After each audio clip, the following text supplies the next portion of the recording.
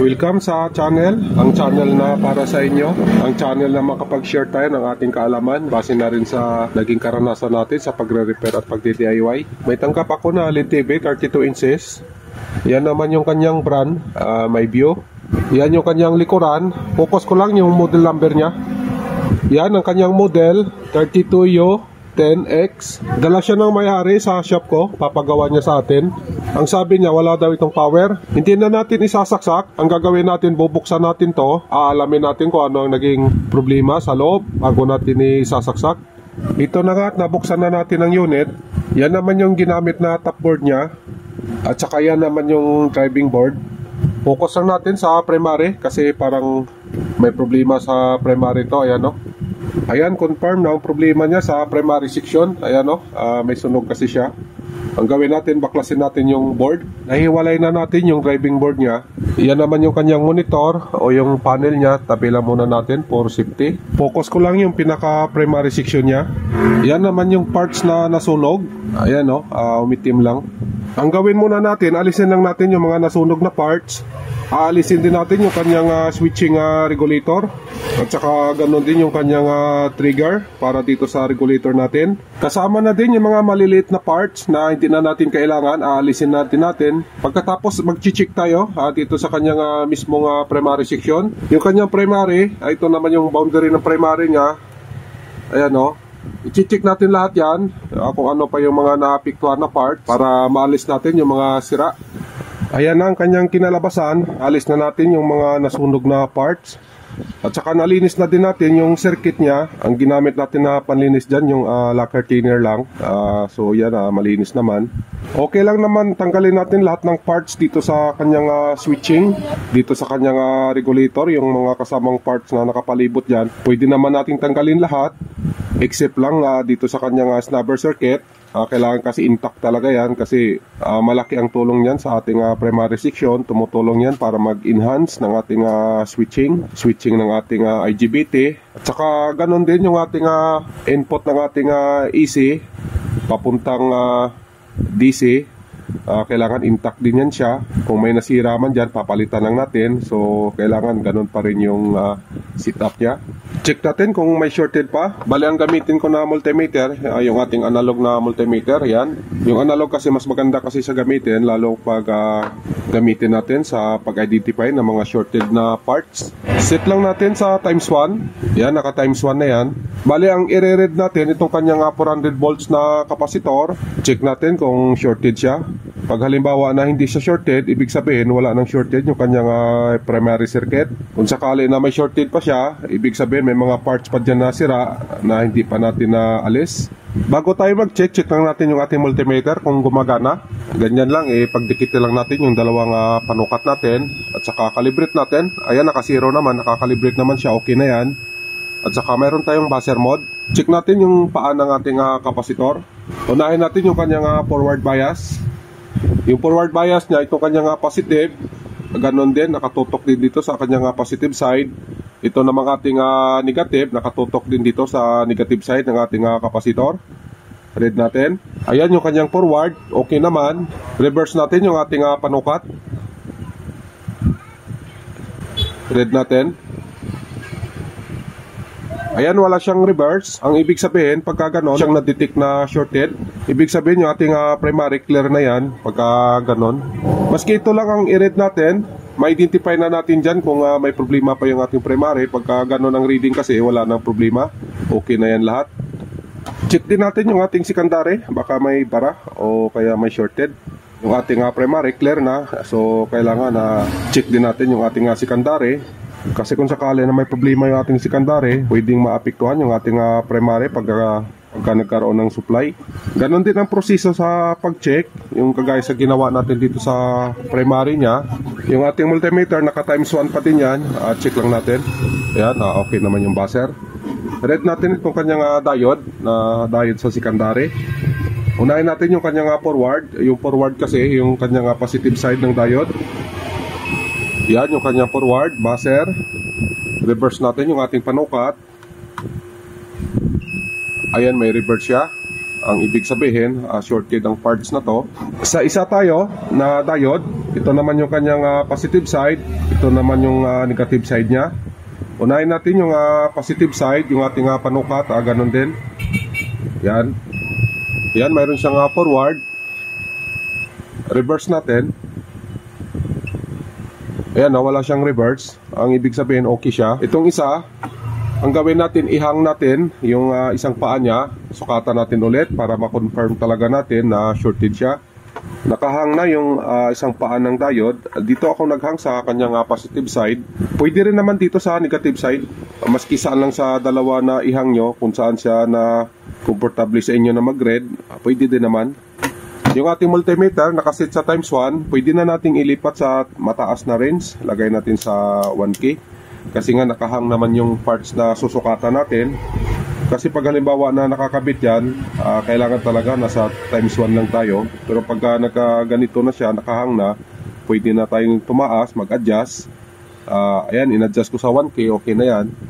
Read natin. Unahin natin yung kanyang forward bias, yung kanyang positive side. Ayan, no? May forward naman. Reverse ko lang yung ating panukat. Reverse reading tayo. Ayan, may reverse siya. Confirm talaga na shorted ang parts na to. Bago natin gawin yung kanyang primary section, uunahin lang natin yung kanyang secondary. Papalitan muna natin itong parts na shorted. May nahanap na ako na pamalit, dalawa. Ang gawin natin, papalitan natin siya ng dalawa para mas matibay. Ang duda ko kasi, kaya bumigay yung kanyang primary, kaya pumutok yon o nasunog man siya. May kinalaman yung kanyang secondary na diode kasi nga nag-short siya. Malamang may kinalaman siya. Kaya para mas matibay, dalawa ikakabit natin. Bago natin ikakabit to, susukatan lang natin. Kasi hindi naman talaga bago yan. Kinuha lang din natin sa mga ganito na board. Yung ating multimeter, set lang din natin sa setting natin kanina sa pag-reading ng diode. Ganon din yung gagawin natin na proseso. Ito, i-read ko muna itong isa. Uunahin natin yung kanyang forward. Yan, yung forward niya. Reverse natin. Kailangan wala siyang reverse. Ayan, wala siyang reverse. Ibig sabihin, okay ito. Dito tayo sa pangalawa. Ganon ulit. Unahin natin yung kanyang positive side. Yan, yung kanyang forward. Reverse natin. Ganon din, wala siyang reverse. Ibig sabihin, okay din siya. Yan na yung dalawa na ikabit na natin. Ito naman yung inalis natin sa kanya. Yung kanyang original. May access naman siya para sa isang diode kung sakali na dagdagan natin. Naka-parallel connection lang naman yan sila dalawa. Balik tayo sa primary. Dito na naman tayo gagawa. Ang gawin natin sa primary, maglalagay tayo ng forwards module. Ito lang yung madaling paraan para maayos natin yung kanyang primary supply. 4 lang naman ang wire nito, madali nyo ito masundan. Itong dalawa, ito naman yung kanyang feedback na galing sa secondary. Ito naman yung sa primary natin. Ang kulay black, ilalagay lang natin sa negative side ng ating main filter capacitor. Ayan o. Itong may marker, ito yung kanyang negative side. Diyan natin ilalagay yung kulay black natin. At ang kulay red niya naman, ilalagay lang din natin dito sa pinagtanggalan natin ng MOSFET. Ayan o. Diyan lang natin ilalagay. At ang dalawang wire na to, ang kanyang feedback, ang gawin natin, i-modified natin siya. Bali ang wire niya, ililipat natin dito sa paa ng optocoupler para ang gagamitin natin na feedback, yung feedback niya pa rin, yung original na feedback ng ginagawa natin na driving board. Yung feedback niya hindi natin gagamitin, kundi yun pa rin ang kanyang original. Ang preparation na gagawin natin sa paglalagay ng forwards module bago natin siya ihinang dito, check lang natin yung ating chopper transformer. Bali ang gawin natin, yung ating panukat, set lang natin sa buzzer mode. Yan o, naka-buzzer na yan. Ilalagay natin yung isang panukat natin dito sa kanyang positive side. Ayan. Pagkatapos dito tayo sa paa ng chopper. Ayan o, may buzzer siya. Hahanapin natin yung kapartner niya na paa. Lipat natin dito sa pangalawang paa. Ayan, ibig sabihin ito yung kanyang partner. Okay naman. Buo naman ang coil na gagamitin natin. Dito tayo sa pangatlong paa. Ayan no, mahina na siya. Ayan no, mahina. Ibig sabihin, ang magka-partner itong dalawang paa. Ito namang dalawang paa na to, partner din yan sila. Ayan no, i-read natin. Ayan no, partner yan sila. At saka itong dalawa naman na nauna, magka-partner din yan. Ayan no. Bale, ang i-priority natin, itong dalawang mag-partner. Itong dalawa na nasa kabila, pwede na natin i-disable para hindi siya maka-apekto sa pag-i-install natin ng forwards module. Yung dito naman sa kanyang optocoupler, yung dito sa emitter at saka sa collector, i-cut lang natin yung line nito na papunta dito sa kanyang switching. Dito i-cut na natin siya dito para sigurado tayo na wala nang walang nakahalo sa kanyang line. Yung sa akin, nakat ko na yan, ayun, kasi yung line niya naman, dito siya dumaan, yung dalawang line, so kinat ko na lang ng ganyan. Okay na yan, putol na siya. Nalipat na natin yung wire. Nilipat natin dito sa pinag-angatan natin ng optocoupler. Inangat natin yung dalawang paa niya dito sa primary section. Pinalitan natin ng dalawang wire. Nilipat natin dito sa pinag-angatan natin ng paa ng optocoupler. Itong may sign na bilog, bali yung kanyang secondary. Dito naman sa baba, yung dalawang paa na yan, part naman yan ng primary.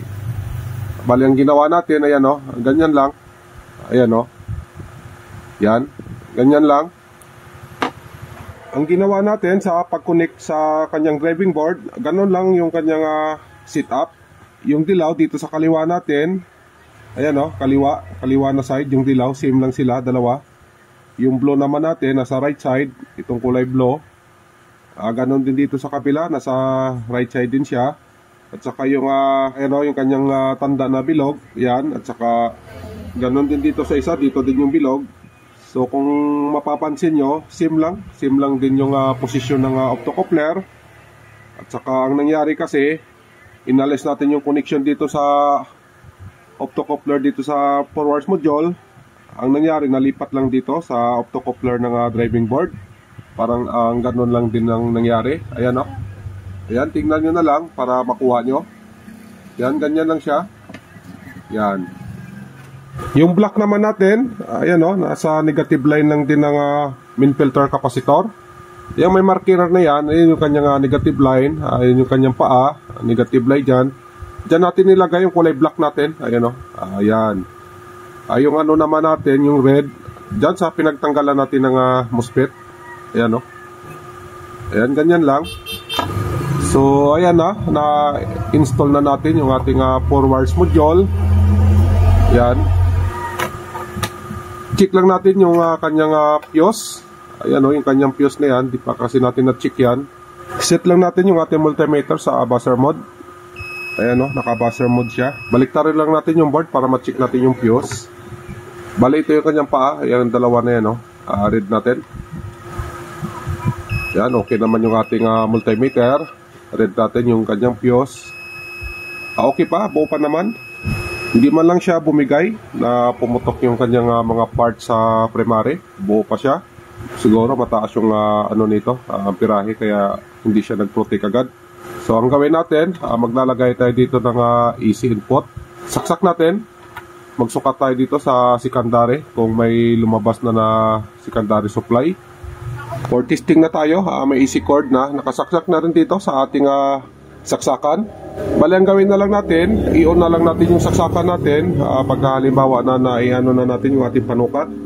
Lagay ko lang, bali yung negative line natin, dito lang natin ilalagay sa ground ng HDMI. Yan, ganyan.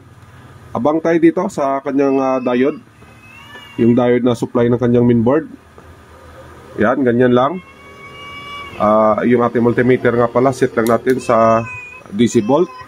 On ko lang. Ayan, may reading tayo dyan na 12.07. Ibig sabihin, okay na yung ating primary kasi nga lumabas na yung ating secondary na 12.7. Bali ang gawin natin, ay testing na natin dun sa pinanggalingan nito. Patay ko lang. Okay na, ibalik na natin yung ating forwards module pala. Dyan ko siya nilagay sa body. Nakatornilyo naman yan. At saka yan na rin yung magiging heatsink niya, yung body ng unit na to. Testing na natin, nakasaksak na dito sa saksakan natin. I-on na lang natin yung switch nito. Ayan, umilaw na yung ating indicator light. On ko lang dito sa kanyang manual. Ayan, nag-on na siya. At saka, ayun, lumabas na rin yung kanyang backlight. Ayan, may backlight na siya. Silipin natin yung baba. Ayan, buhay na siya. Okay na yung kanyang power. Assemble ko lang para matesting natin na maayos. Pag nag-okay siya, final test na tayo. May cable na siya sa likod para matesting na rin natin lahat-lahat.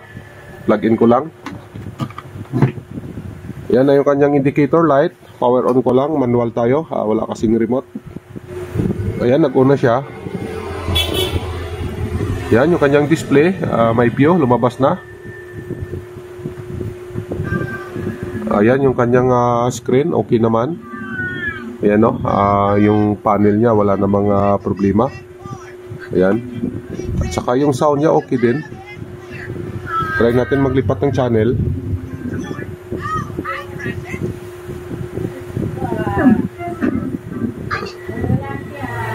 Yan, okay naman. Volume tayo. Yeah, about that. I kind of lost them. Wait, what? You lost Yan, yung kanyang volume. Babaan natin. Yeah, you're the one who wanted to get rid of them. What's the big deal? Okay na. Nagawa din natin ang unit. Bali, yun lang naman talaga ang naging problema niya, yung kanyang power. So, ganun yung ginawa natin. Ginamitan natin ng 4 hours module. Ito na yung kanyang kinalabasan. Hanggang dito lang tayo. Maraming salamat nga pala sa oras nyo.